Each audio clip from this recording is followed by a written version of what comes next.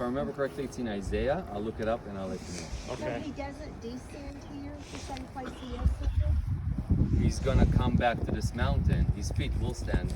Zechariah doesn't say he's gonna descend. Okay. It says that his feet will stand on the Mount of Olives. Oh, okay. So he's gonna make his way, because the Jewish people are running to the desert. Some people connected to Petra, He's going to gather the and sheep then he's gonna appear in Basra and start making his way from Basra and Petra all the way up here, because he's basically fighting off the armies of the Antichrist that are getting closer to the Jewish people in He's going to Petra. gather them and bring them with. Oh, yes. Yeah. Okay. Oh, yeah. Okay. With us. Okay. Yeah. Okay. Other questions?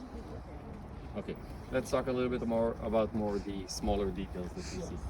So, we're looking at the old city of Jerusalem in front of us. You can see the eastern wall of the old city of Jerusalem. And in the wall, you see there are two double locked gates. Do you see that? Okay. Before I'll explain why the gates are blocked, I want to explain why we have a cemetery here. We have a Jewish cemetery on the east side of the city of Jerusalem, on the mountain range of Mount of Olives, because Jewish people read Zechariah 14 just like we did, and they understood that the Messiah, that God is going to come from the east, and they connected it to the resurrection that we read about in the book of Daniel, and they wanted to be the first one to resurrect from the dead. And so they wanted to be buried here for centuries, and that's why we have tombs on this mountain range that go all the way back to the first temple period. And they wanted to be buried here, so they'll be the first one to resurrect from the dead. Every Jewish person that's buried here has his head towards east and his legs towards west. So when the resurrection will happen, all they'll have to do is just sit up. That's the mindset. Now, the actual people that are buried here is unknown, because between 1949 to 1967, when this was under Jordanian occupation, there was a lot of vandalism that took place in this cemetery, and that's why we can't know for sure how many people were buried here.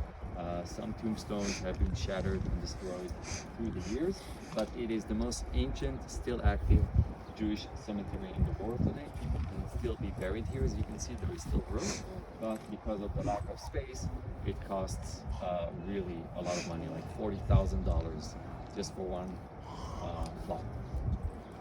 So that's what we're seeing here.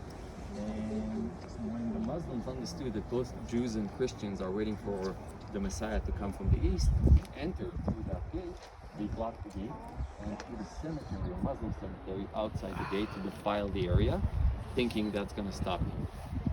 Too late for them, they already missed their opportunity. He already went through that gate and entered the city in the 1st century AD. And when he'll come back, that's not going to stop him for sure. So you see the eastern wall of the old city of Jerusalem. And we said when we talk about the old city of Jerusalem, we're talking about everything that is inside the walls. If you look at the platform that the Golden Dome is built on, that's the platform that the temple was built on. And we talked about the Golden Dome. If you go from the Golden Dome in a straight line and a little bit to the left, you see two gray domes, gray-bluish. Do you see them? Okay, that's the Church of the Holy Sepulchre, which is in the Christian quarter in the old city of Jerusalem. And again, quarters are only inside the old city. Outside of the old city, it's no longer quarters, but neighborhoods. So Christian quarter in the old city of Jerusalem, that's going to be the Catholic Church interpretation of where Golgotha was, and we'll talk more about that tomorrow when we'll be in the Israel Museum.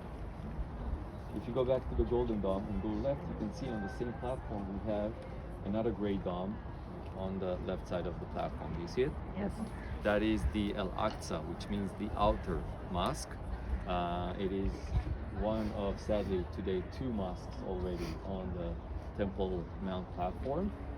The eastern gate was closed off for many years, but the Muslims just in the last year opened it from the inside and turned it into another mosque, breaking the status quo that Israel is trying to keep, and just proving that the status quo deception is false. You know, Israel has been trying to keep the status quo ever since 1967, and we haven't had peace ever since then. So, Lord willing, one day someone will wake up and understand keeping the status quo will not do anything. And praise the Lord, President Trump is realizing that, and that's why he's not afraid to do decisions that the world is not happy with, but prove time after time that they basically don't really harm anyone and benefit both sides even.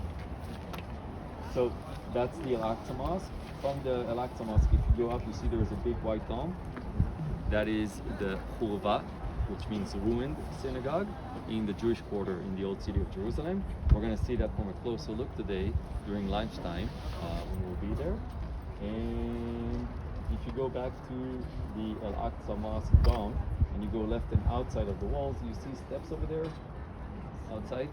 Yes, these are the what we call the southern steps. We'll visit that also today in the area from which people would go up and get into the temple during the 1st century AD.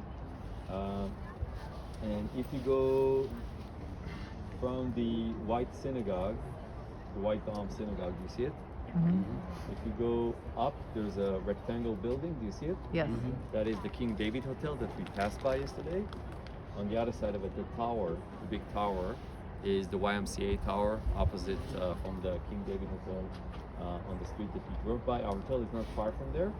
And if you go left, there's a kind of a gray bluish dome pointed with a white tower on the left side of it. Do you see it? That is the Dormitzio Church. It's on Mount Zion, and it's not far from the upper room, which we'll also visit. This is a little bit of what we're